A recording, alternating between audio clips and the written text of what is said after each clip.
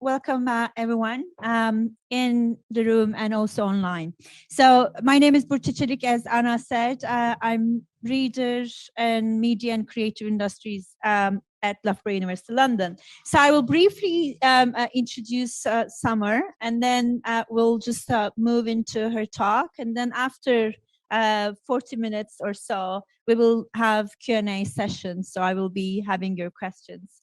Or we will be having your questions. So Summer Harlow is an award-winning associate professor of journalism in the Jack J. Valenti School of Communication at the University of Houston. Her research focuses on the intersections of social movements, social media, and journalism, particularly in the US and Latin America.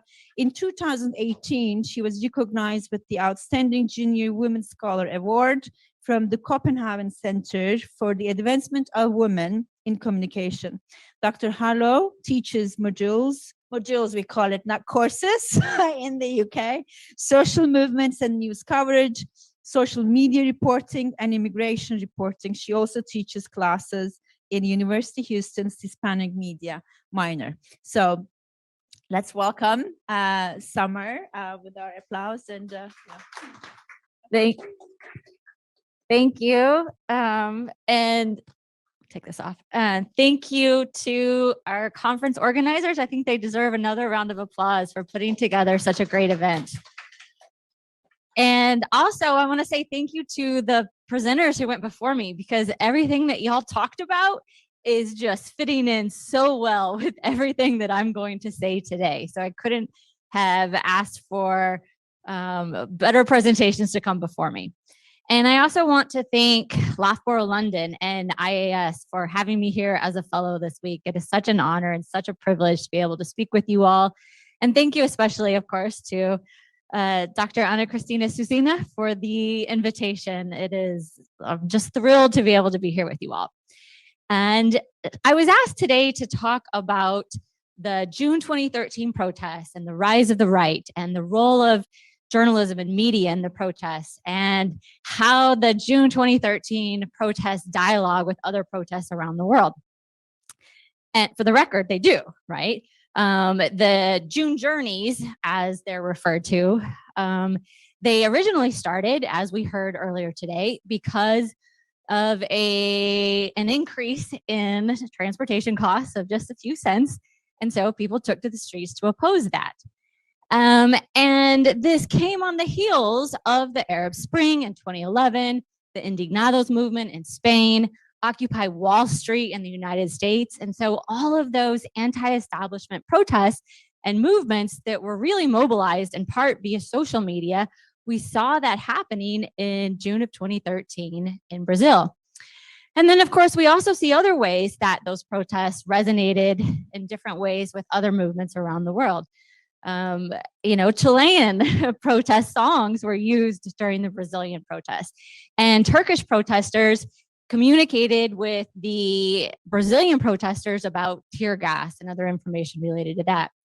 The narratives about patriotism and democracy and what it means to be really Brazilian, those types of nationalist narratives that we saw in the Brazilian protests, those were also present in the Guatemalan protests in 2015 that ousted a president and ousted a vice president. And then we talked a little bit about this in the last session, the narratives about, or the violence against protesters and the violence against journalists that we saw in Brazil helped shift somewhat the media narratives and public opinion to be more favorable toward protesters. And we also saw that to an extent in the United States in 2020, during the racial justice protests after George Floyd was murdered. But the more I started thinking about all of this, I realized I can't talk about all of that in 30 to 40 minutes. It's just too much. So what I decided to do is look for some kind of through line that could help unravel that knot of what it is that led from the 2013 protests to the 2015 anti-impeachment protest, or not pro-impeachment protest, to the actual impeachment of then President Dilma Rousseff, and then eventually get to the arrest and imprisonment of former President Lula, the election of President Jair Bolsonaro, somebody on the extreme right, and then his election loss, I guess, the re-election of Lula, and then the attacks on the Capitol, or not the Capitol, but Brasilia and the centers of power earlier this year in January. And again, that's a big knot to unravel. And so the through line that I picked was to really look at the emergence of new media actors and how they are contesting mainstream media power. So that's what I'm going to focus on today. And when I talk about the new media actors, in particular, I'm referring to conservative social media and online independent digital native media. And when I refer to independent digital native media, I'm talking about those financially and editorially independent online-only news sites born online without any sort of offline counterpart. And these are sites that challenge hegemonic mainstream media by really taking a stance and focusing on defending human rights and promoting democracy and taking more of a social justice approach to reporting. And here is a shameless plug for my new book. If you're interested in learning more about those independent digital native news sites throughout all of Latin America and not just Brazil, you can get a discount right now. But so what I really want to think about then is knowing that independent digital native media and conservative social media played such a big role in the 2013 protests.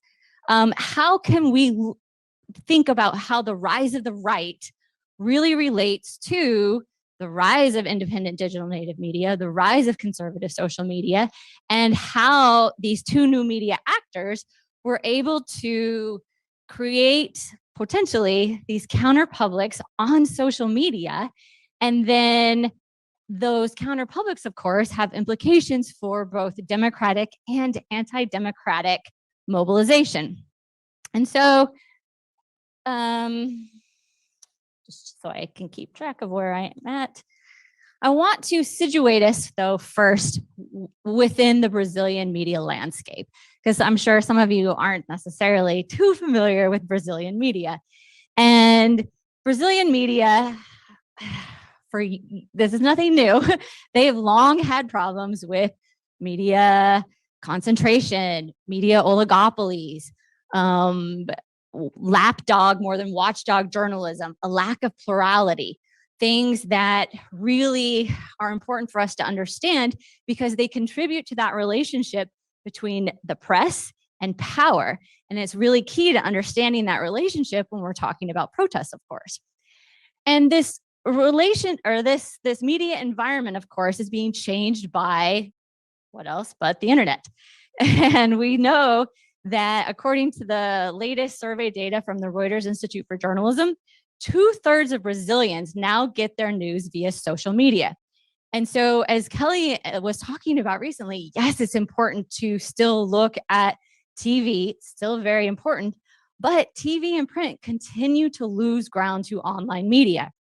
And this rise of the use of social media for news comes during this erosion of trust in the media.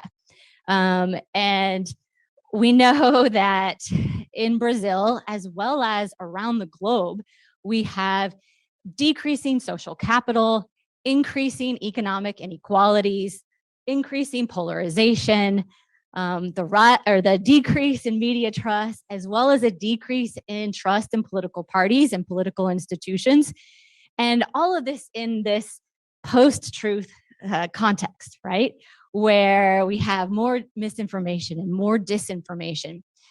And we know that there are links between this erosion of trust and the demonization of the press and a decline in mainstream media use. And that decline in mainstream media use is also accompanied by more and more people turning toward alternative media, or really fringe media or extreme right media. And this is where conservative social media have found a place, not just in Brazil, but around the world. And when we think about conservative social media and independent digital native media, we know that social media generally, not just conservative, but social media, they cover protests differently than mainstream media. And Cesar briefly mentioned the protest paradigm earlier.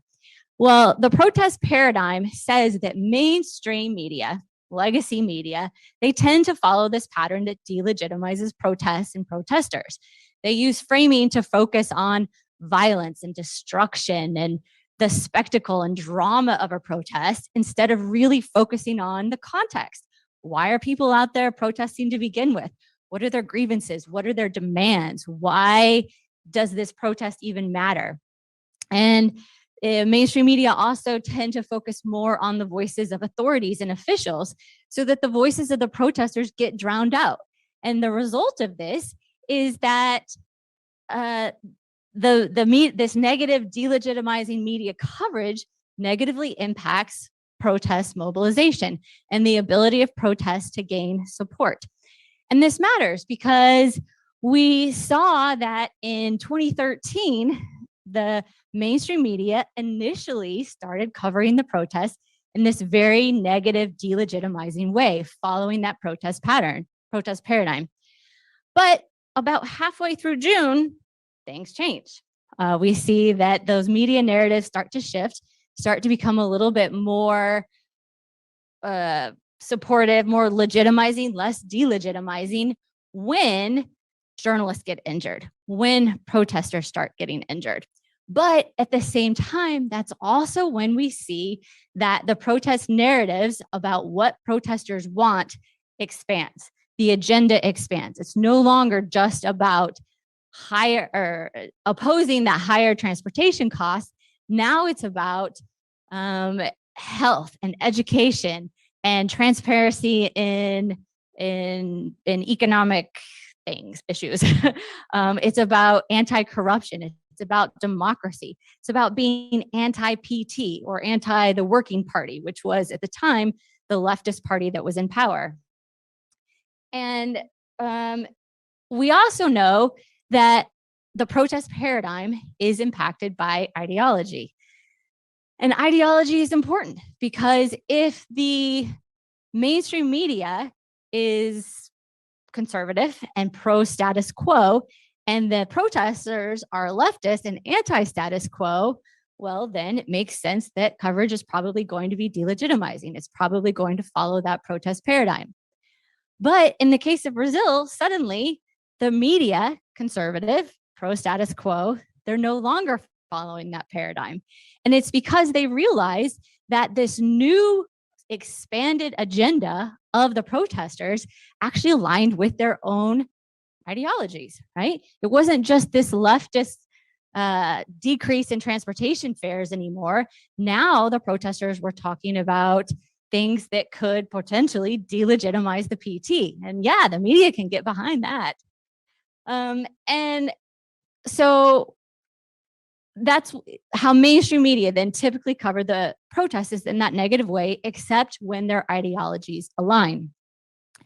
And even the original conception of the protest paradigm acknowledges this, right? The original conception of the protest paradigm was based off of student protests in Hong Kong in the 1970s.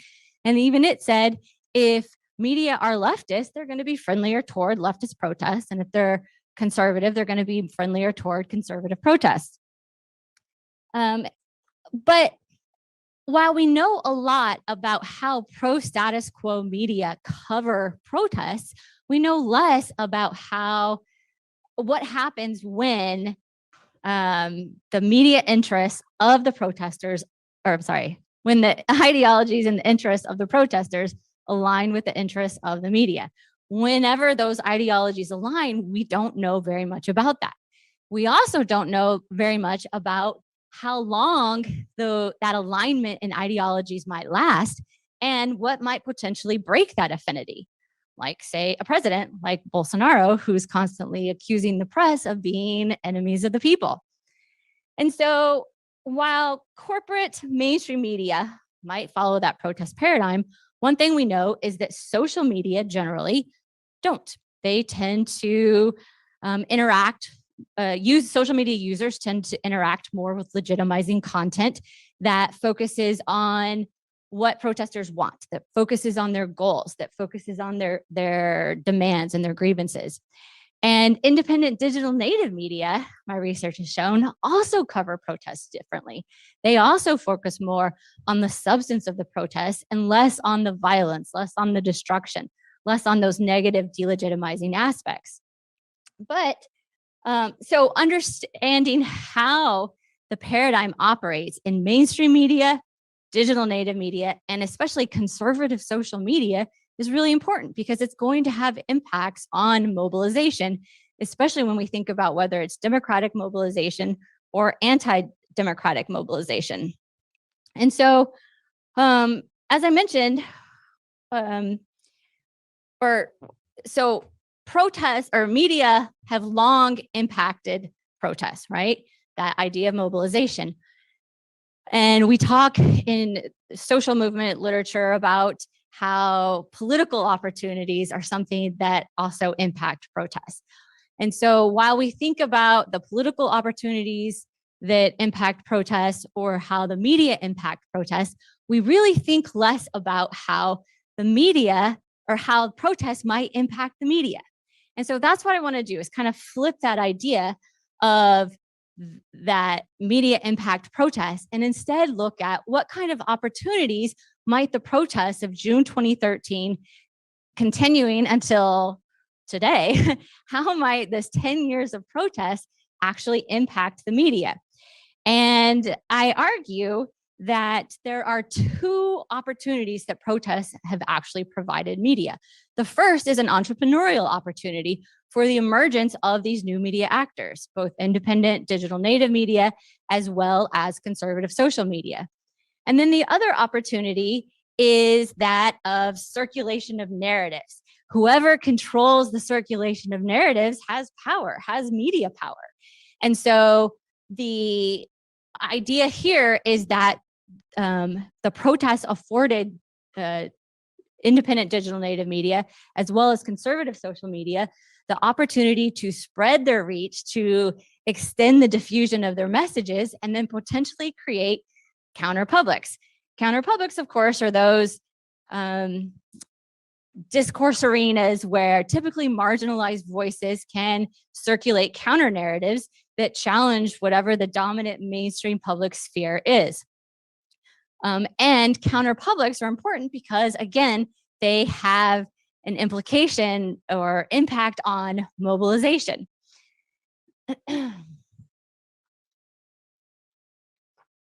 So when we think about that first opportunity that I mentioned, right, the entrepreneurial opportunity for digital native media, we see that the independent digital native news site called Media Ninja, they are sort of the exemplary case of protests offering this entrepreneurial opportunity. So Media Ninja, Ninja being the acronym in Portuguese for Independent Journalism, Narratives, and Action. And this Media Ninja group, they really came into the spotlight in 2013 because of this incredible way that they live streamed the protest directly from the streets. And their posts on social media, these videos that they were doing, these were in direct contrast to the videos, the very traditional videos that mainstream media were broadcasting. And Media Ninja says that they were created because they were fed up with mainstream media. They were fed up with the way that mainstream media covered social justice issues and including protests. And they claim to be independent. Now, there are some who question that, but they say that they are not aligned with any political party, nor are they aligned with any kind of financial corporation or company. And it is that independence that allows them to be more critical and to cover protests differently. And they, this independence and their ability to cover things differently then allows them to really, again, focus on just social justice, promote and defend human rights, and take actions that normally we wouldn't see happen in mainstream media. And the research that I've done on independent digital native news sites throughout Latin America, including Media Ninja, shows that for groups like this, the violence and sexism and all of the problems with mainstream media created entrepreneurial opportunities for them to emerge. And we see that protests really fit into that category as well. But it's not just independent digital native news sites that were able to take advantage of this entrepreneurial opportunity that the protests afforded. We also see that conservative social media took advantage of this.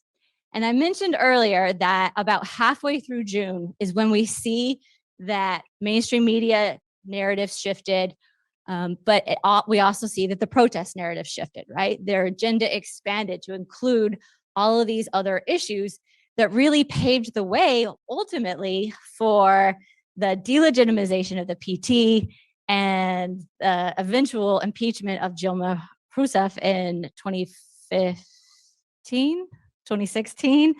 I'm losing track of my dates now.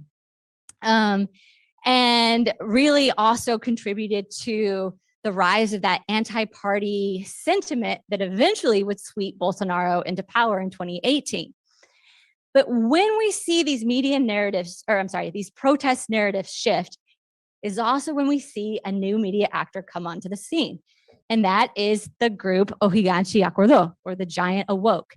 And their Facebook posts really illustrate this expanded protest agenda. Unlike the original social movement that was posting on Facebook that really focused on transportation fares, the giant awoke does not. The giant awoke is focused on healthcare. It's focused on education. It's focused, as this one woman's sign says, it's focused on everything, right? So many things, they don't fit on this sign. And then she uses the hashtag Vem pra rua, come to the street. Remember that hashtag. We're going to come back to that. And this is when we also really see that anti-party sentiment or that anti-establishment sentiment. And the second meme there, you can see it says, we're protesters without party because we are the people. So this idea that they're opposed to parties, they're not associated with any political party is interesting because they don't claim to support one party or the other, but they are very explicitly anti-PT and explicitly pro-right. And then we see, by the time we get to 2015, another social media actor here. And this is Vem pra rua, right? Come to the street. And the entrepreneurial opportunity for the emergence of this site or this group is so evident just by looking at their name. They co-opted that main slogan of come to the street from the 2013 protests for their very existence, for their very name and who they are. And originally, this group started as a social media campaign to organize anti-corruption protests, but they quickly transformed into being these major media producers, strategic media producers, and right-wing strategic media producers. And again, they had this expanded agenda. And while they also claimed to not be associated with any party, research shows that their narratives that they were spreading on social media were most definitely anti-PT, and again, paving the way for the eventual impeachment of Dilma Rousseff. And then the other actor, Movimento Brasil Livre, the Free Brazil movement. And again, look at their name. It's a callback to the Free Fare movement, which was the leftist social movement that originally started the 2013 protests. And this group strategically took to Facebook again and really focused on creating memes, on creating videos, on creating content and hashtags to delegitimize the PT. And in fact, a recent study by Stuart Davis and Joe Strobhauer talks about how this particular group was key in using Facebook and misinformation and disinformation to create this, I guess, positive image of Bolsonaro as this populist reformer who's anti-corruption and who's going to save Brazil.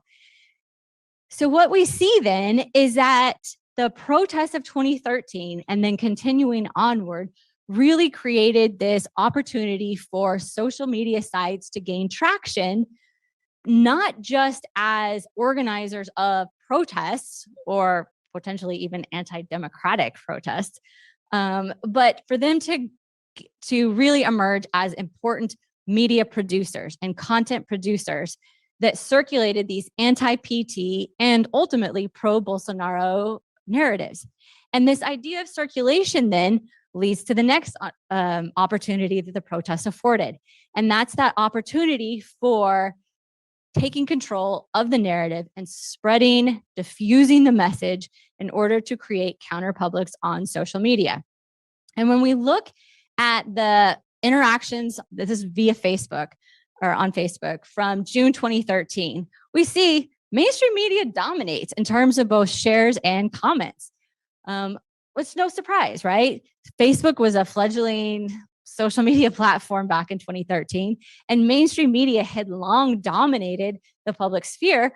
So it's no real surprise that they're continuing to dominate on social media. But remember, 2013 also offered those entrepreneurial opportunities for the emergence of new media actors. So by the time we get to 2015, the media landscape is changing. Now we have a multitude of different actors, and we see that the protests offered the opportunity for the new media actors, the digital native media, and the conservative social media to really emerge and gain prominence right, in a way that they hadn't before. When you look, so the first major pro-impeachment protest of, that's a mouthful, pro-impeachment protest of 2015 was on March 15th. And so if you look at how content changed before and after March 15th, or how engagement changed, you see that mainstream media engagement decreased by 26% when the protest started. In contrast, digital native media's engagement increased 170% when the protest started, and conservative social media, their engagement skyrocketed 441% when the protest started.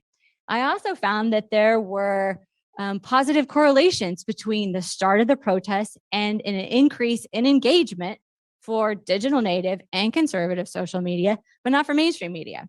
So in other words, the protests provided this opportunity for the spread of narratives, for the potential creation of counter narratives or counter publics, but only for digital native and conservative social media. And this trend has continued since then. If you look at 2021, digital native media and conservative social media are still dominating this social media public sphere. And just looking at the last 12 months, mainstream media only got about 873 interactions per post, while digital native media got about 1,200 and conservative social media got about 1,500. And then here's a few charts where you can see it broken down by media outlet. I don't know if you can see it way back there in the back, but this top red line there, that's the independent digital media site, Media Ninja. And so you see that overall, they get the most interactions. But then when you look at interactions per follower, which is important to do, right? Because if you have different amount of followers, it would make sense that you have a different amount of interactions. So this sort of evens the playing field, if you will. And here we see that now it's a different digital native news site who gets the most interactions. And that's Marco Cero Conteúdo. And this is another site, that a digital native site that formed after the protests because of their disgust with how the mainstream media were covering the protests and covering other social justice issues. And they're focused on equality and promotion of social justice issues. And really, when you look at interaction rate per followers, it's the independent digital native sites who come out on top. Next, it's conservative social media. And then way down at the bottom, it's mainstream media. And considering what we talked about at the beginning with trust and the decline in trust, it's interesting to think about how trust plays into this. Because if the independent digital native media and the conservative social media sites are getting this kind of interaction per follower, that shows that their followers are engaged. Their followers trust them to an extent, which tells us something again about mainstream media and the erosion of trust there. And then also, if you look back at the spikes, right, we see spikes on the elections when more protests happen. And then we see a big spike for January 8th. And so I wanted to focus on the first 2 weeks of January of this year to really look to see, okay, well, how is this continuing? And O Globo, the big mainstream sort of emblematic example of mainstream media for Brazil, they mostly are pretty steadily have the highest engagement, right?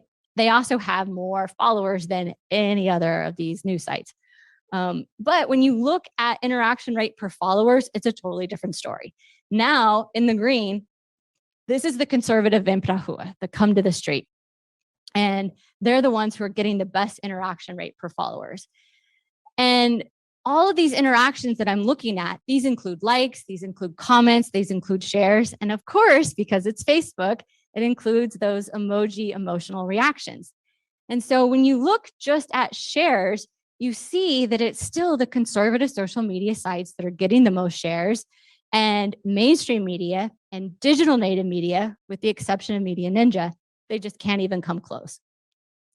And then when we look at the angry reactions, it's a very similar story. Conservative social media get the most angry reactions per post, and Media Ninja next, and everybody else is just left behind.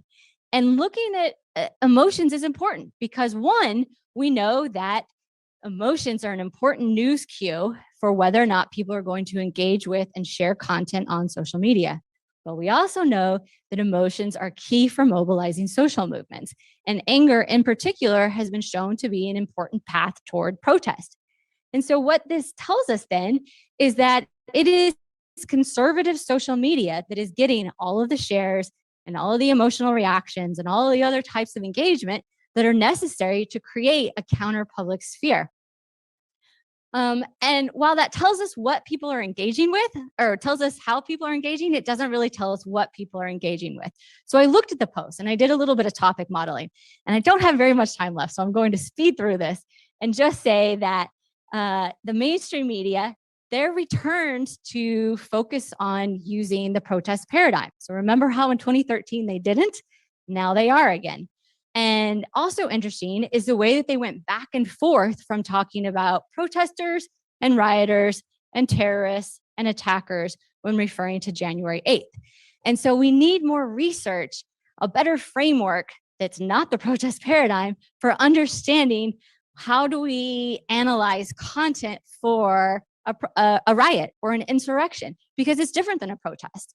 And so the old paradigmatic ways of looking at it don't necessarily work in the right way. And because the mainstream media are following the paradigm, focusing on confrontation between police and protesters or police and rioters, it's interesting to think about, and I don't have data on this yet, but it's interesting to think about how much of that is because of that anti-press discourse that Bolsonaro and his partisans had been spreading for the last couple of years. The digital native media, they don't make any kind of conflation whatsoever between the protesters and the riots. They are very clear. This is an insurrection. This is a terrorist attack. And then conservative social media, the second topic there, authentic protests. This particular category really interested me because this included posts with words like ethics and flag and indignation and with us. And these were posts that essentially created a distinction between the right way of protesting and a wrong way of protesting. And the right way, the correct way, of course, was for the right-wing protesters, and the wrong way was for the leftist protesters. So taking a very different approach to the protest paradigm that legitimizes some protesters and delegitimizes others based off ideology. And I'm going to skip through this. And I was interested, knowing the narratives that were being spread, I wanted to look at what sort of longevity they had. And for mainstream media, when you look at 2015, when you look at 2021, when you look at January 8th, We see that they get spikes in engagement when those protest events happen, but then engagement falls back off to pre-protest levels.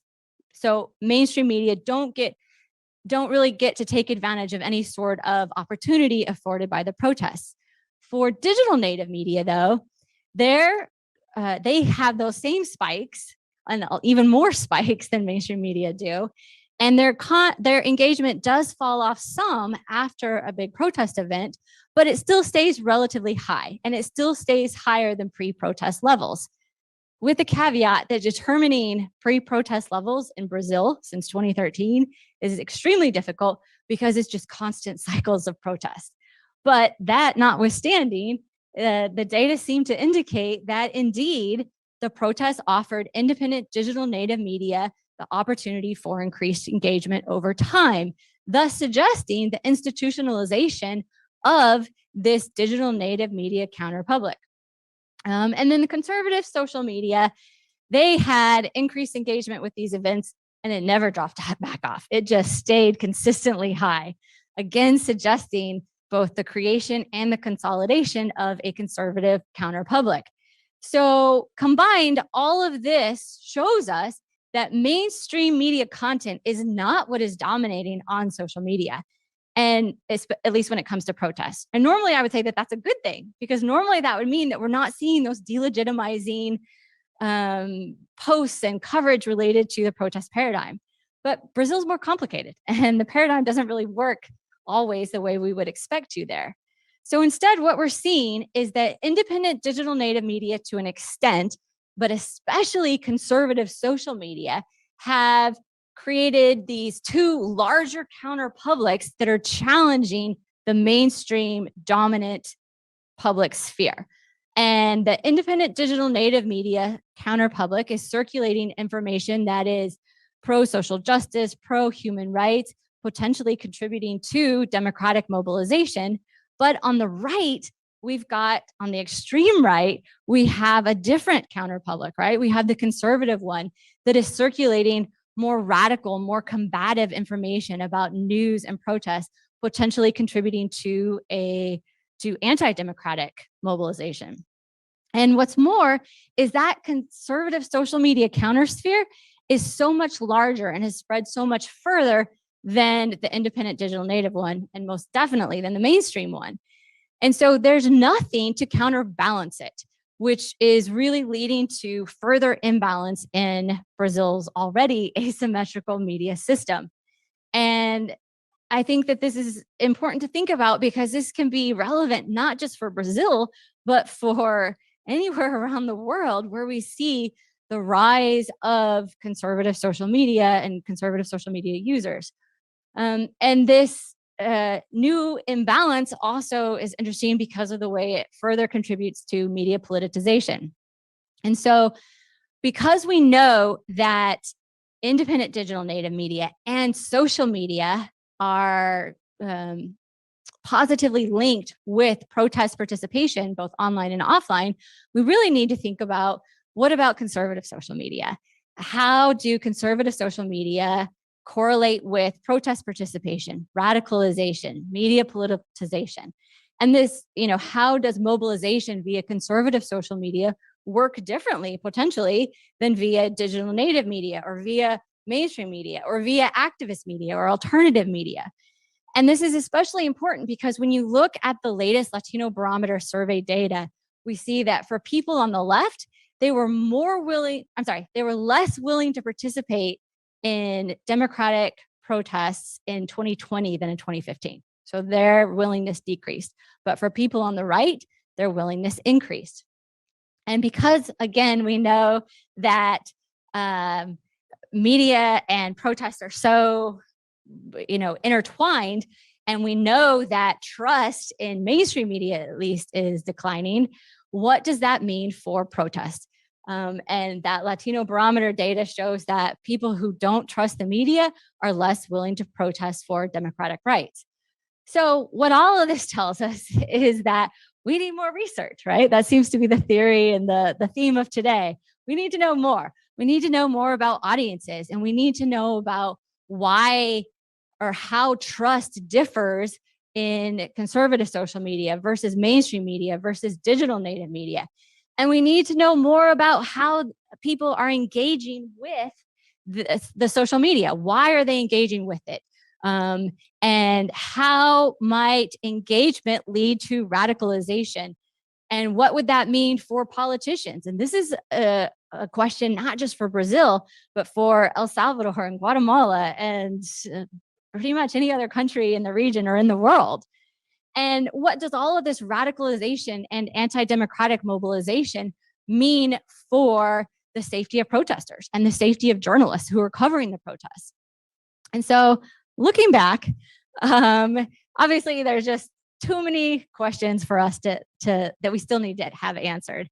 And it's not so simple for us to be able to pare it down to a dichotomy of it was a Brazilian Spring or it was the rise of the right, because really it's sort of both. We see that, yes, the protests helped with the emergence and the rise of conservative social media, which is potentially contributing to anti-democratic mobilization. But at the same time, the protests also created that environment for the rise of independent digital native media that are challenging not just hegemonic mainstream media, but also now we're going to need them to challenge the conservative social media. And we also need to rethink, how do we understand this new version of an imbalanced media landscape that has these multiple competing counter publics? And it's not just the independent digital native media and the conservative social media that we need to think about in terms of the competing counter publics, but also new peer-to-peer platforms, right? WhatsApp and Telegram. How are they, like conservative social media, potentially contributing to this media politicization and the co-optation of narratives and protest narratives, and even co-optation of our very understandings of democracy and what protest actually is and why we do it. And we're out of time. So with that, I will say thank you very much. This has been wonderful. And I'm happy to answer any questions that you might have.